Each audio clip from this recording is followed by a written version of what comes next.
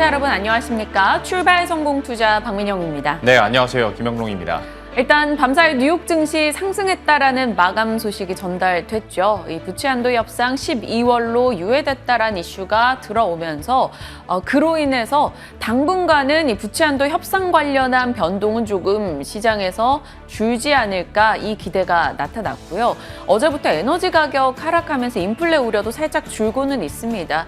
이러한 전반의 분위기가 좀 증시 상승의 연속으로 이어질 수 있으면 좋겠어요. 물론 뭐 악재가 해소된 건 아니고 좀 뒤로 미뤄진 감이 있습니다만 그래도 약간의 좀 완화되는 기미들은 있기 때문에 시장에서도 좀 반가워하는 모습이었고, 다만 지금까지 좀 긴 연휴를 보냈었던 중국 같은 경우에 또 개장을 하지 않습니까? 때문에 중국 시장이 어떻게 반응하는지도 면밀히 살펴봐야 또 우리 증시의 어제 그 탄력성이 좀 이어질 수 있을지에 대해서도 좀 가늠이 될 것 같습니다. 또한 제가 계속 강조드린 것처럼 이번 주에 또 가장 큰 이벤트 중 하나가 삼성전자 실적 발표이기 때문에 오늘이잖아요. 관련 내용들도 한번 정리를 해보도록 하죠. 첫 번째부터 그러면 얘기 나온 김에 삼성전자 얘기해보도록 하겠습니다. 일단 시장에 대한 컨센서스들은 꾸준히 상향 조정되고 있는 분위기입니다. 삼성전자 원래부터 실적 발표일이 다가올 때까지 계속 상향 조정됐으니까요. 일단 증권사의 평균 3분기 매출액 전망치를 보면 73조 9,297억 원, 전년 동기 대비했을 때 10% 오르고 특히 사상 최대 매출 규모 예상이 되고 있습니다. 보시는 것처럼 매출의 컨센서스가 계속 상향 조정되는 거 보실 수가 있겠고요. 이 초록색은 주가 상황이라고 보시면 되는데 꽤 많이 벌어졌죠. 영업이익도 비슷합니다. 다음 장으로 보시면 영업이익 같은 경우에는 3분기에 역시 전년 동기 대비했을 때 28% 이상 증가하면서 15조 8,311억 원 평균치가 나오고 있는데요. 이게 2018년 3분기 이후 최대치입니다. 역시 전망치는 올라갔고 주가는 당연히 약간 힘이 빠졌는데 증권가에서 한때 17조 원대까지 나왔다 보니까 이제 이 평균치에서 얼마나 서프라이즈를 기록하느냐도 한번 지켜보셔야 될 것 같습니다. 다만 지금 문제거리는 제가 계속 말씀드린 것처럼 매출액도 그렇고 영업이익도 그렇고 현재 주가 상황이랑 괴리가 계속 벌어진 상황이잖아요. 왜 그럴까에 대한 걱정들은 당연히 있습니다. 3분기까지야 디램에 대한 어떤 실적 방어들 해주겠지만 4분기부터 그리고 내년부터는 좀 힘들지 않겠냐라는 얘기들이 많이 나오고, 실제로 내년에 1분기 컨센서스 같은 경우에 그 레인지가 계속 좀 다운그레이드 되고 있는 상황이거든요. 그리고 최저치가 계속 떨어지고 있어요. 이 문제 때문에 피크아웃 우려, 내년 4분기부터 힘들다, 내년 상반기까지는 계속 힘들 것이다, 이런 얘기들이 나오는 거고 때문에 주가가 영 반응을 못 해주고 있는 건데, 어떤 실적에 대한 전망뿐만 아니라 수급적인 측면으로 봤을 때도 외국인들이 좀 돌아오나? 삼성전자 사주나? 라고 생각했었는데 최근 한 달 동안에 쭉 가다가 외국인이 급격하게 다시 한번 차익 실현을 하고 있는 모습이고, 기관 같은 경우에는 여전히 팔자세에서 비슷한 규모가 유지되고 있습니다. 개인이 다 받아가는 시장이건데 참 이게 좀 마음도 아프면서 어쨌거나 외국인과 기관의 매수세도 좀 와줘야 탄력을 받는 건데 지금으로서는 피크아웃 우려가 좀 더 크다 보니까 앞으로의 흐름들이나 특히 외국인들이 다시 한번 좀 돌아서는지에 대해서는 지켜보셔야 될 것 같아요. 정말 씁쓸한 게 개인들이 삼성전자를 많이 사고 삼성전자 주가에 개인의 영향이 조금 많이 미치기 시작한 시점부터 해서 외국인이 전혀 삼성전자를 사지 않고 있다는 느낌 많이 받고 있어요. 삼성전자에 대한 혹은 시장을 사기 위해서 삼성전자를 사던 간에 조금 강한 힘이 좀 들어와줬으면 좋겠다라는 생각합니다. 일단 오늘 실적 잠정치 나오는 것부터 여러분 잘 점검하시길 바랄게요.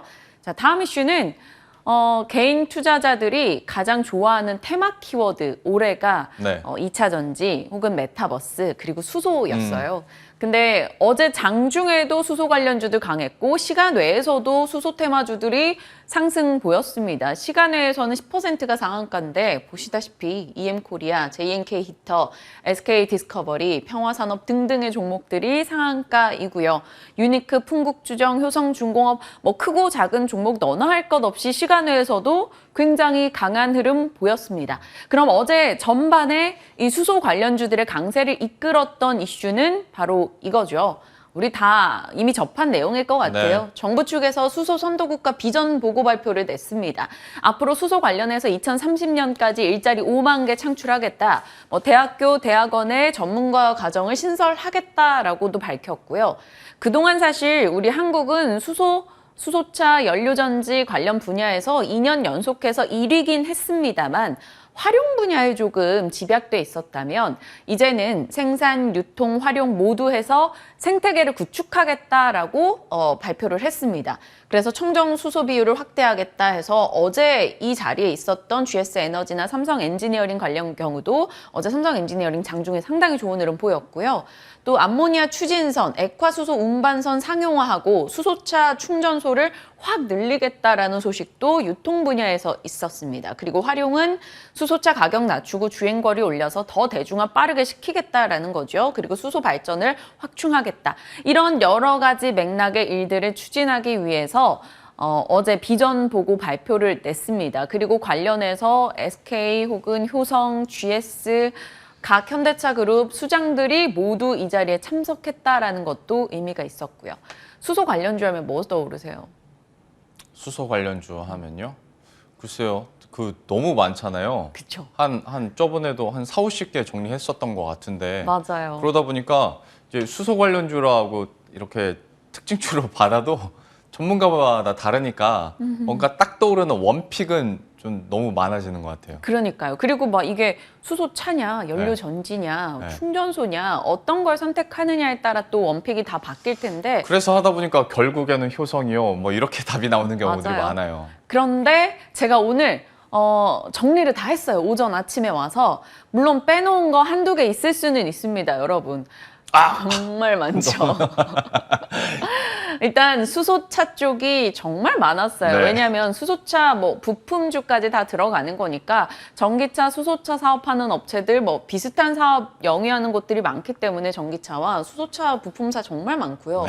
연료 전지 우리 다 들어봤죠? SP열셀, 두산퓨얼셀, 풍국주정 관련주 있고요. 충전소, 플랜트, 저장과 관련한 업체들 이렇게 쭉 있습니다. 일단 글씨가 화면에 보이긴 하네요. 전 보이지 않을까 봐 걱정을 했는데 혹시나 수소 관련주들 한번 정리하고자 하셨던 분들은 한번 캡처하셔서 놓고 보시길 바라겠고요.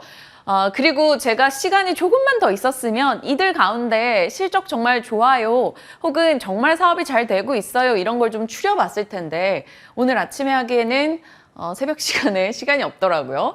그리고 이 수소차 연료전지 충전소 관련한 종목 외에도 대기업들이 조금 집중하는 쪽이 있었습니다. 액화수소 관련해서인데요. 넘겨보실게요.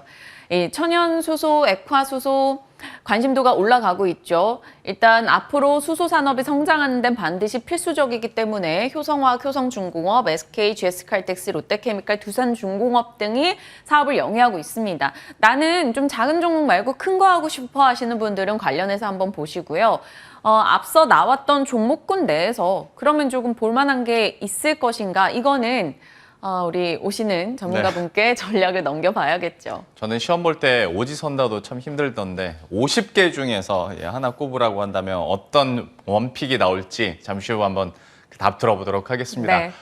수소 관련해서 살펴봤고 세 번째는 SK케미칼 얘기해 보도록 할 텐데요. 어제 장 마감 이후에 공식 한 가지 나왔습니다. SK케미칼이 주주가치 재고 방안을 발표했는데요. 일단 무상증자를 결정했습니다. 증자 비율 50% 무상증자인데 보통주 한 주당 이제 신주 0.5주가 배정이 됩니다. 이렇게 되면 유통 주식 수가 확대되면서 좀 거래도 더 증가하고 원활해질 것이다라고 SK케미칼 측에서는 기대를 하고 있는 모습이고 잠시 후에 이에 따라서 어디가 가장 수혜를 많이 받아갈지도 잠시 살펴보도록 하겠습니다. 네. 그리고 또 한 가지 또 개인 투자자 입장에서도 반가운 건 중기 배당 정책을 발표했는데요. 3년 동안 2021년부터 23년까지 당기 순이익의 30%를 주주 환원 금액으로 책정을 할 것이다 라고 얘기를 했고 어떤 정관 변경을 통해서 중간 배당 도입도 검토하는 것으로 지금까지 알려지고 있습니다. 하다 보니 SK케미칼 이제 다시 한번 반등할 수 있을까에 대한 기대감들 당연히 나오겠죠. 사실 9월 초에 그 SK케미칼이 유틸리티 사업부 물적 분할을 한다고 발표하면서 그날부터 그냥 뚝 떨어졌거든요. 그래서 이때 고점 대비해서 이점 저점 비교를 해보면 한 22% 정도 떨어졌어요. 물론 이제 앞서 말씀드렸던 주주 재고 방안과 관련해서 그 이슈들이 이미 어제 장중부터 많이 소화를 하기 시작하긴 했는데 어쨌거나 주가 자체가 많이 떨어졌으니 이번 기회를 바탕으로 해서 다시 한번 올라갈 수 있을까에 대한 좀 궁금증이 생기는 부분이고요. 그리고 앞에서 그 무상증자와 관련해서 어디가 가장 수혜를 많이 받을 것인가 말씀을 드렸잖아요. 네. 아무래도 SK케미칼의 대주주가 SK디스커버리다 보니까 여기에 대해서 당연히 얘기가 나올 수밖에 없습니다. 보시는 것처럼 여기서 무상증자하면 가장 무상증자로 수혜 많이 받아갈 수 있는 곳이 가장 많이 갖고 있는 쪽일 테니까요. SK디스커버리에 대해서도 특히 앞에서 수소하면서 잠깐 나오기도 했습니다만 어제 시간의 거래에서 오히려 SK케미칼은 가만히 있었는데 디스커버리가 상한가 기록했거든요. 오늘 장에서도 좀 어떻게 해야 될지 이 두 종목군에 대해서 한번 비교도 해보고 매력도도 한번 점검을 해봐야 될 것 같아요. 네, 오늘 살펴볼 이슈가 조금 많습니다. 그리고 개인 투자자들이 관심도를 높게 두고 있는 이슈도 많은 것 같아요. 삼성전자나 수소나 또 이번 SK케미칼 이슈도 그렇고요. 그렇기 때문에 좀 더 면밀하게 전략 챙겨보겠습니다. 지금부터 함께 하시죠.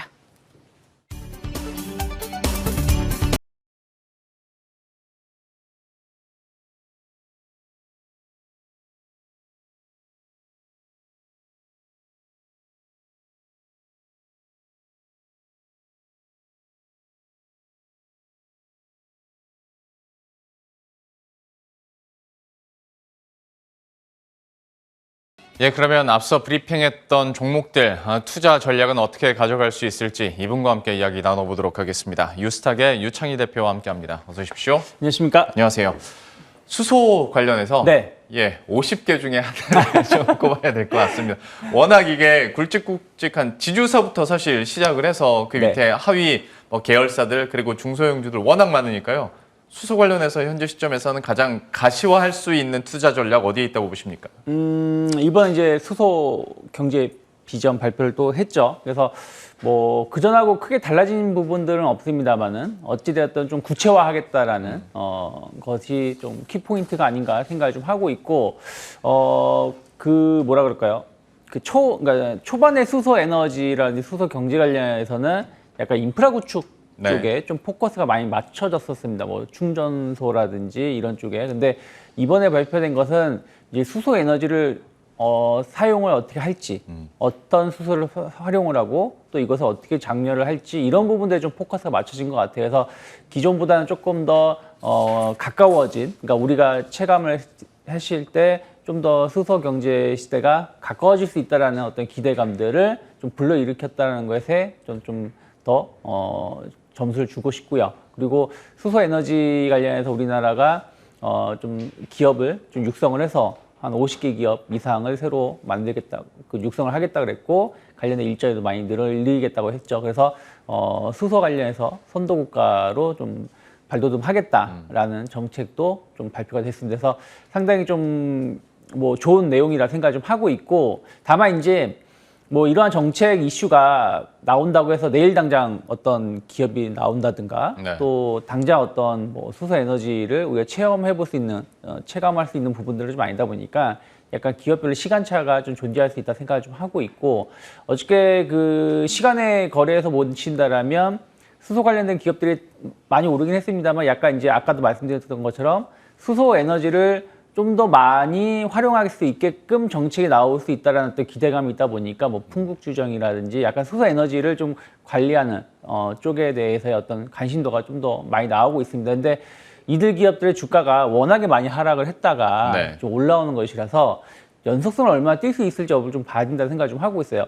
그 2주 전인가요? 삼성전자가 그 자율주행이라든지 이런 쪽에 대해서 좀 투자를 좀 하겠다, 차량용 반도체 쪽에 투자를 하겠다는 소식이 나와서 관련된 기업들이 시간에서는 상승했습니다만 연속성을 많이 띄지 못했었거든요. 그래서 이번에도 저는 비슷한 흐름을 이어갈 가능성이 높지 않을까 생각을 좀 하고 있기 때문에 무리한 추격 매수는 좀 자제하는 게 좋다 생각하고 있고, 다만 어쨌든 이제 수소 에너지 관련해가지고 뭐 그린 수소든 블루 수소든 이제 약간 친환경 쪽인 수소를 생산을 했을 때 이산화탄소가 많이 배출이 되거든요. 근데 그런 부분들을 좀 할 수 있는 쪽으로 정책 모멘텀이 좀 나온다라면 뭐 예를 들어서 롯데정밀화학이라든지 또 효성중공업이라든지 뭐 삼성 엔지니어링 이런 기업들은 저는 좀 중장기적인 관점에서 여전히 좀 긍정적이다 생각하고 있습니다. 역시 좀 굵직굵직하게 지금은 갈 수 있을 것 같습니다. 롯데정밀화학 그리고 효성중공업,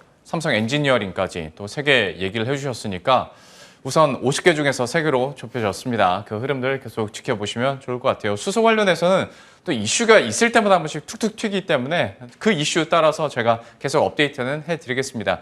이어서 또 뉴스가 있었던 SK케미칼 쪽 보도록 할 텐데요. 여기는 이제 케미칼과 디스커버리까지 함께 좀 얘기를 해주셔야 될 것 같고 포인트와 함께 어느 쪽에 좀 더 매력을 갖고 계신지도 좀 얘기를 해주시겠어요. 뭐 50% 무상증자 그리고 한 3년 동안은 그 순이익의 30% 이상을 배당에 하겠다라는 어떻게 발표가 나왔었죠. 그래서 주주 환원 정책이 나왔었고 이런 배경은 최근에 이제 싱가포르 관련해서 헤지펀드가 SK케미칼이 보유하고 있는 SK바이오사이언스의 주식을 좀 팔아라. 너무 많이 보유하고 있다. 그리고 수익이 많이 났기 때문에 좀 팔아서 좀 주주 환원을 했으면 좋겠다라는 것을 했고 그러한 거에 대한 어떤 뭐 대응책이었지 않나 생각을 좀 하고 있습니다. 그래서 저는 뭐 SK케미칼 3분기 실적에 대한 어떤 기대감들도 여전히 나오고 긍정적으로 평가가 되고 있고 3, 4분기까지는 나쁘지 않을 거라서 평가가 되고 있죠. 그래서 그런 측면에서 보신다면 이번 무상증자 이슈가 저는 주가에 도움이 될 수 있다 생각을 좀 하고 있는데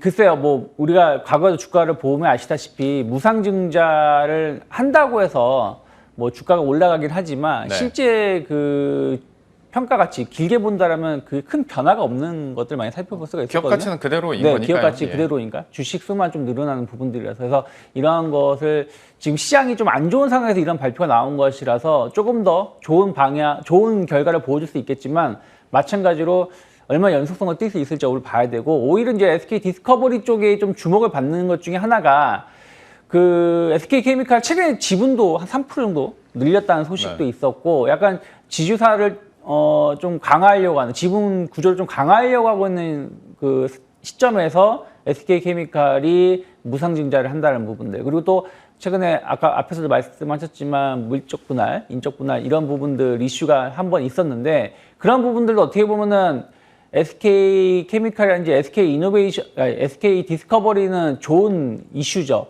하지만 투자자들한테는 별로 썩 좋은 이슈는 아니었기 때문에 그래서 전체적으로 지주사 관리가 조금 견고해질 수 있다는 부분들은 SK 디스커버리 쪽이 조금 더 좋은 호재성 뉴스인데 워낙에 주가가 좀 많이 하락한 상황에서 네. 마찬가지로 시간의 거래에서의 상한가를 기록했지만 뭐 5만 원 돌파 여부를 좀 체크를 하시면서 접근하는 게 맞지 않을까 생각하고 있습니다. 그러면 지금 들어보면 SK케미칼이든 디스커버리든 지금으로선 그렇게 크게 매력 느끼지는 못하시는 것 같아요? 뭐 매력을 느낀다라기보다는 네. 어쨌든 이 시장 주주를 달래야겠다. 그리고 좀 주가를 좀 시장 대비해서 좀 방어하겠다라는 측면에서의 발표이기 때문에 이것이 이제 뭐 얼마나 연속성을 띌 수 있을지 여부를 좀 봐야 된다 생각하고 있습니다. 아 그럼 매력이란 단어보다 네. 매수는 좀 지금은 굳이 전 굳이 오늘 매수는 네. 신규로 접근하시는 분들 입장에서 얼마나 별로 그렇게 실익은 적지 않을까 많지 네. 않다 생각하고 있습니다. 알겠습니다. 이게 좀 더 명확해질 것 같습니다. SK케미칼과 디스커버리에 대한 투자 의견도 들어봤으니까요. 어떤 좀 관심을 가져보려고 하시는 분들은 뉴스 팔로우 정도 계속 해보시는 게 좋을 것 같습니다. 두 가지 종목군들 이렇게 살펴봤고요. 바로 코너 속의 코너로 넘어가 보도록 하겠습니다. 오늘의 창의 스픽 확인해 보도록 하죠. 넘겨주시죠. 자동차주 얘기를 네. 참 여기도 쉽지 않고 주가도 참 쉽지 않아요. 이렇게까지 떨어지는구나. 연초에는 사실 생각을 네. 못했었는데 좀 지금 상황에서는 어떻게 평가하십니까? 뭐 지금 안 빠진 종목이 뭐 있나요? 뭐 그렇긴 한데 그렇게 얘기가 좋았던 네이버, 네. 카카오도 뭐 고점 대비해서 30-40% 하락을 했기 때문에 그래도 네이버 카카오는 한번 빛이라도 발했지. 여기는 뭐 올해 들어서 영 그랬잖아요. 그래서 이제 자동차 관련된 종목군들이 몇 번 또 여기서도 이 시간에도 언급을 해드렸는데 못 간 이유 중에 하나는 지금 차가 판매가 안 되는 게 아니라 차를 못 만들어 가지고 지금 실적이 약간 노이즈가 좀 발생한다는 것이죠. 하지만 그 실적 자체도 그럼 뭐 썩 나쁜 편은 아니라 저는 생각을 좀 하고 있어요. 글로벌 자동차 기업하고 실적을 비교한다면 여전히 좋은 실적, 그리고 판매, 해외 시장에서의 점유율 증가세는 계속해서 저는 긍정적으로 평가를 하고 있는데 계속 말씀드리는 게 지금도 차 주문하러 가시면 최소 6개에서 1년 기다려야 돼요. 그렇긴 하죠. 네. 네. 물론 이제 이게 인기 있는 차량이 첫 번째고 두 번째는 이제 차량 생산이 그 전보다 좀 못하다는 것인데 이번 모건 스탠리가 발표한 내용을 본다라면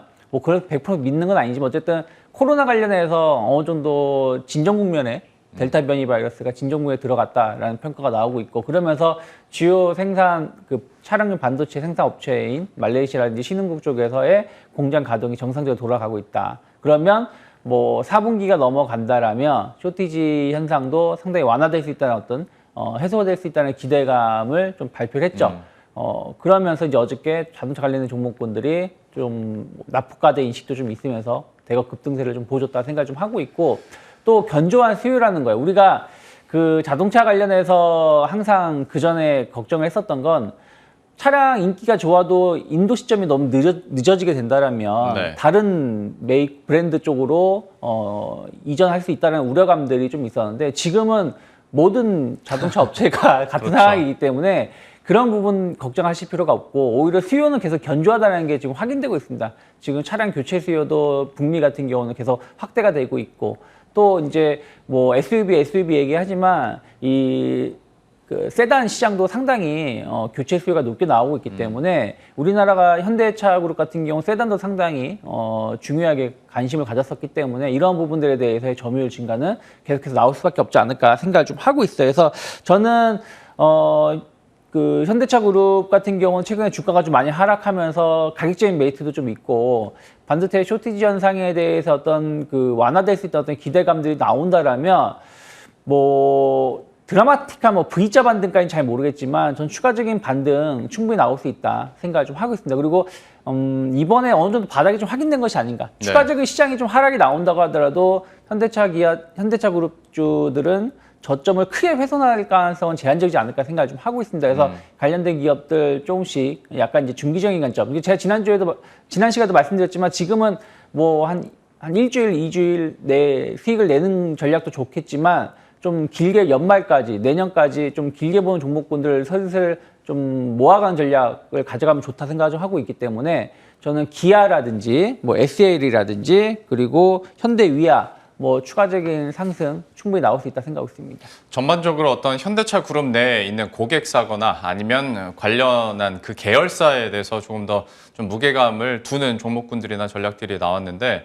어떤 요즘에 또 얘기를 들어보면 그리고 상담 들어보면 뭐 만도는 그렇다 쳐요. 네. 이제 그 그룹 안에 있으니까 한우 시스템 같은 경우에는 또 매각 이슈도 네. 있고 하다 보니까 와, 주가가 야, 이렇게 같이 못 가는구나라는 생각들을 많이 했었거든요. 네. 이런 쪽은 좀 뒤로 차치하고 어쨌거나 좀 주도주 우리가 자동차 하면 딱 떠올리는 그 종목군으로 지금은 가는 게 맞다고 보십니까? 뭐 저는 뭐 한원 시스템이든 모든 그 이들 기업들이 주목을 받았었던 것은 뭐 한원 시스템은 매각 이슈도 좀 있었지만 약간 이제 수소 에너지라든지 전기차 이런 이슈가 조금 더 부각되면서 올라갔었던 부분들이 좀 있었는데 어쨌든 차량 판매라든지 또 차량 생산이 좀 재개가 정상적으로 간다라면 저는 전통적인 자동차 부품주들 조금 더 긍정적인 주가 흐름을 좀 보여줄 수 있지 않을까. 이들 종목군들이 그리고 그 지난 여름에 원래 반도체 쇼티지가 좀 그 3, 4분기 되면은 해소가 될 수 있다는 기대감이 있었을 때 많이 올라갔었어요. 맞아요. 네, 그러다가